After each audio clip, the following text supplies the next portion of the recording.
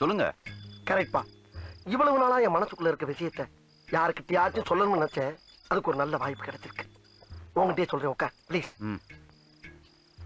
கணபதி ஐயர்னு இருந்தாரு. 2 பேரா? ஒரு ஆளுதான்ப்பா. அவர்கிட்ட எங்க அக்கா காமாட்சி ரொம்ப நாளா வேலை பார்த்துக்கிட்டா.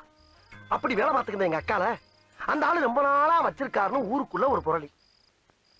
அதை கேட்டு நான் ஆக்ரோஷப்பட்டு நேரா அவன் வீட்டுக்கு போய் அவன் சட்டையை பிடிச்சு எங்க அக்கால வச்சிருக்கியா முள்ளடா அப்படின்னு ஒரு வார்த்தை கேட்டேன். அவன் என்ன சொன்னா?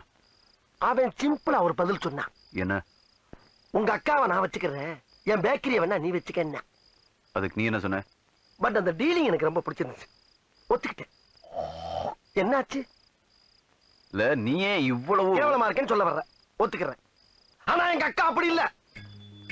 கிளி மூக்கு, எலும்பு சம்பள கலர், சுண்டி விட்டா ரத்தம் வரும். மொத்தத்துல சூப்பர். கொஞ்சம் ஓவரா போயிட்டல. ஐ அம் வெரி சாரி. இன்னொரு முக்கியமான விஷயம் சொல்ற கேளு. 25 வருஷமா என் மனசுக்குள்ள பூட்டி வச்சிருந்த என் குடும்ப ரகசியத்தை உன்கிட்ட சொல்லியிருக்கேன். இது நமக்குள்ளதான் இருக்கணும்.